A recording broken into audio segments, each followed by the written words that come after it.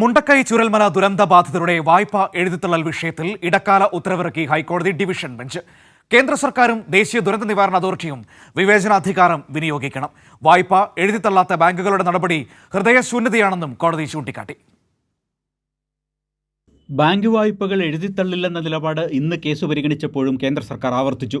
Reserve ബാങ്കിന്റെ മാർഗ്ഗനിർദ്ദേശങ്ങൾ ഇക്കാര്യം അനുവദിക്കുന്നില്ല എന്നായിരുന്നു കേന്ദ്രവാദം. ദുരന്തബാധിതരുടെ വായ്പ എഴുതിത്തള്ളണമെന്ന് ബാങ്കുകളെ നിർബന്ധിക്കാനാവില്ല. വായ്പ എഴുതിത്തള്ളുന്നത് ബാങ്കുകളുടെ വിവേചനാധികാരമാണ്. മൊറട്ടോറിയത്തിന് മാത്രമാണ് അംഗീകാരമെന്നും കേന്ദ്ര സർക്കാർ ആവർത്തിച്ചു. തുടർന്നാണ് ഡിവിഷൻ ബെഞ്ച് കർശന നിലപാടിലേക്ക് കടന്നത്. വായ്പ എഴുതിത്തള്ളുന്ന കാര്യം പരിഗണിക്കണമെന്ന് കേന്ദ്രത്തോട് കോടതി നിർദ്ദേശിച്ചു. ജനങ്ങളുടെ ജീവിത സാഹചര്യം നഷ്ടപ്പെട്ട ദുരന്തമാണ് വയനാട്ടിലേത്. വായ്പ എഴുതിത്തള്ളാൻ കേരള ബാങ്ക് തീരുമാനമെടുത്തുവെന്നതും ജസ്റ്റിസ് ജയശങ്കരൻ നമ്പ്യാർ ചൂണ്ടിക്കാട്ടി.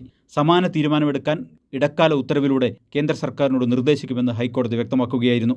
വായ്പകൾ എഴുതിത്തള്ളാൻ തയ്യാറാകണമെന്ന് സംസ്ഥാന സർക്കാർ ആവർത്തിച്ച് ആവശ്യപ്പെട്ടു. ബാങ്ക് വായ്പ എഴുതിത്തള്ളേണ്ട എന്ന കേന്ദ്ര സർക്കാർ തീരുമാനം മുഖ്യമന്ത്രി പങ്കെടുത്ത SLBC യോഗത്തിൻ്റെ ശുപാർശ അനുസരിച്ചാണെന്ന കേന്ദ്രവാദം സംസ്ഥാനം തള്ളി. മുഖ്യമന്ത്രി പങ്കെടുത്ത 2 SLBC യോഗത്തിൻ്റെയും രേഖകൾ സർക്കാർ ഹൈക്കോടതിയിൽ ഹാജരാക്കി. വായ്പ എഴുതിത്തള്ളണമെന്ന് തന്നെയാണ് മുഖ്യമന്ത്രിയും ഉന്നത ഉദ്യോഗസ്ഥരും SLBC യോഗത്തിൽ ആവശ്യപ്പെട്ടതെന്നും രേഖകളിൽ വ്യക്തമാണ്. മുഖ്യമന്ത്രി ഉൾപ്പെടെയുള്ളവർ വായ്പ എഴുതിത്തള്ളണമെന്ന് ആവശ്യപ്പെട്ടിട്ടുണ്ടെന്ന് രേഖകൾ പരിശോധിച്ച കോടതിയും വ്യക്തമാക്കി. കൈരളി ന്യൂസ്, കൊച്ചി.